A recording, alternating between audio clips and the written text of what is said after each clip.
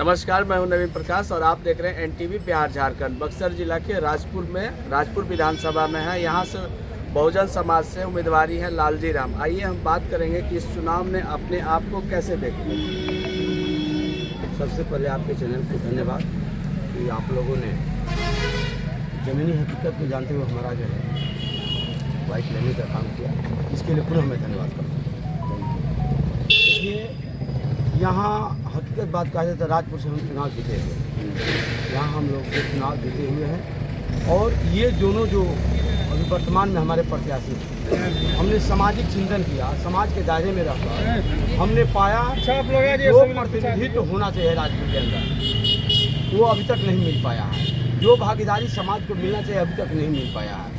जो समाज के दायरे में, चाहे शिक्षा के क्षेत्र में हो, स्वास्थ्य के क्षेत्र में हो, किसान के क्षेत्र में हो, नौजवानों के भविष्य के क्षेत्र में हो, अभी तक हमने बहुत ही गैप पाया है। और इन लोगों से अलग हटकर यदि जनता का जनादेश मिलता है, जनता एक सामाजिक संदेश देती है, समाज के हित में सोच पैदा करती है और लालजी राम को जो है यहाँ से जिताने का काम करती है, तो मैं वादा करता हूँ कि जितनी जिसकी संख्या भारी उतनी उसकी हिस्सेदारी के तहत पूरे 40 पंचायत में उसकी भागीदारी सुनिश्चित की जाएगी। एक बात बताइए, अगर विधानसभा में हर विधानसभा में एक सुरक्षित सीट है, अगर ये सुरक्षित सीट नहीं होता तब क्या होता? देखिए, ये संविधान के दायरे, संविधान का देन है कि आज सब लोग एमएलए एमपी विधायक बन रहे हैं ना, सही बात है।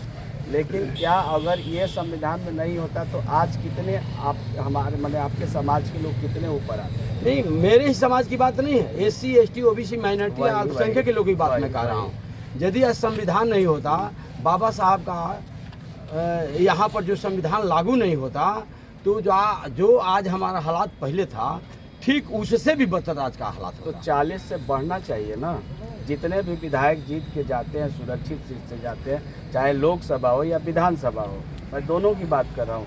संसद भवन पहुँचते हैं, विधानसभा में पहुँचते हैं, तो ये आवाज़ क्यों नहीं उठाते हैं? नहीं, ये तो आवाज़ जो है जो सदन के दायरे में रहकर वर्क किए हैं, जो यहाँ से प्रतिनिधित्व किए हैं एससी का या एसटी का या ओबीसी माइनॉरिटी का, उनको सदन के अंदर ये आवाज़ उठानी चाहिए, लोकसभा के अंदर ये आवाज़ उठानी चाहिए कि जब संविधान को आप मानते हैं, संविधान के दायरे में आप वर्क करते हैं, तो संविधान में हमारी जो भागीदारी है, 1% हमारी भागीदारी है, वो भागीदारी जो है लोकसभा, विधानसभा, राज्यसभा या सुप्रीम कोर्ट, उच्च न्यायालय, हाई कोर्ट, जो भी है, यानी जो भी सिस्टम देश के अंदर काम कर रहा है, वो हर सिस्टम में उसकी भागीदारी हमारी होनी चाहिए। ये भागीदारी ठीक है, लेकिन जो लोग संविधान को मानते हैं और जो लोग संविधान को नहीं मानते हैं, उनको भी संविधान बचाता है। देखिए, ये पूरा भारत जानता है, पूरा भारत जानता है कि जो लड़ाई वो लोग भी लड़ रहे हैं, उनको भी न्याय इस संविधान से मिला। मैं खोल कर बात नहीं कर रहा हूँ। जो लड़ाई वो लोग लड़ रहा है कहीं दूसरे जगह से नहीं मिला, उसको भी न्याय इस संविधान से मिला। और संविधान जब तक जिंदा है तब तक इस समाज का अस्तित्व जिंदा है। अगर राजपुर के जनता अगर आपको विधानसभा मतलब भेजती है तो आपका पहला कार्य क्या होगा? मेरा पहला काम होगा यहाँ पूरे विधानसभा के अंदर जो शिक्षा का शोषण हो रहा है, उसको मैं यहाँ मजबूत करूँगा और शिक्षा के स्तर को जो है सुधारने का काम करूँगा। जैसे आपने कहा और भी लोग जीत के गए हैं, वो लोग भी वादा किया है, बट वादा तो वादा ही रह जाता है, पूरा नहीं होता है। देखिए, हम वादा पर विश्वास नहीं करते हैं, या हमारी नेता आदरणीय बहन कुमारी मायावती जी जो है वादा पर विश्वास नहीं करती हैं, आना कोई वादा करती हैं चुनाव में। एक तरफ धन बली, एक तरफ बाहुबली है, आप अपने आप को किस तरह से देखते? देखिए, पहले उसके मैं बात बता रहा हूँ।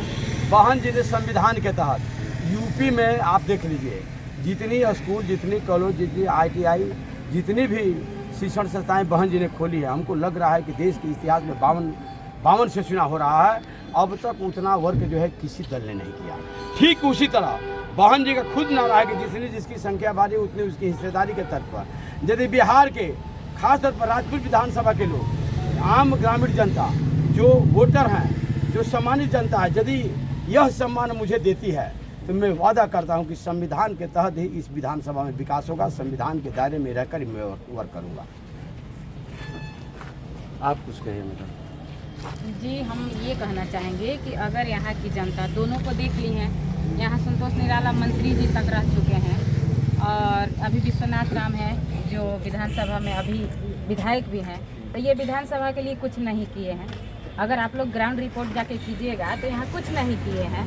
तो ये हमारी यहाँ की जनता दोनों लोगों को देख चुकी है। हम लोग ऐसा भी है क्या कि ये जो राजपुर विधानसभा है वो सब विधानसभा से पिछड़ा विधानसभा है? बिल्कुल पिछड़ा है विकास के कार्य हाँ में? बिल्कुल, क्योंकि मंत्री रह चुके हैं और उस स्तर पे ये काम नहीं यहाँ किए हैं, यहाँ का रोड अच्छा नहीं किए हैं। सबसे बड़ी चीज़ कि वो मंत्री रह चुके हैं और एक विधायक रह चुके हैं। तो शिक्षा पे काम करना चाहिए पहले। यहाँ हमारी महिलाओं के लिए कोई मेडिकल कॉलेज होनी चाहिए जो अभी नहीं है। यहाँ पे बच्चों के जितने नौजवान हैं उन लोगों के लिए खेल की मैदान होनी चाहिए। यहाँ रोजगार के लिए कोई कंपनी होनी चाहिए। अब विधानसभा की बात कर रहे हैं हम, यहाँ राजपुर विधानसभा में ऐसा होना चाहिए, क्योंकि राजपुर विधानसभा के सभी जितने नौजवान लोग हैं वो जाते हैं बाहर कमाने के लिए। अगर यहाँ पे कोई कंपनी होती यहाँ कमाने के लिए तो अपने बच्चों के साथ रह करके अपने बच्चों को पढ़ाते और काम भी करते। तो ये होनी चाहिए जो नहीं हुआ है। अगर हम लोग के बीएसपी के तरफ से ये लालजी राम को यहाँ की जनता आशीर्वाद देती है, प्यार देती है, जिताती है, तो ये सब कुछ जो नहीं हुआ है ये करके यहाँ दिखाएं। क्या नाम है आपका? शुभ नाम? जी मेरा नाम है एडवोकेट सुषमा कुमारी। सुषमा कुमार जी की बात सुने, सॉरी लालजी राम की अपने बात सुना।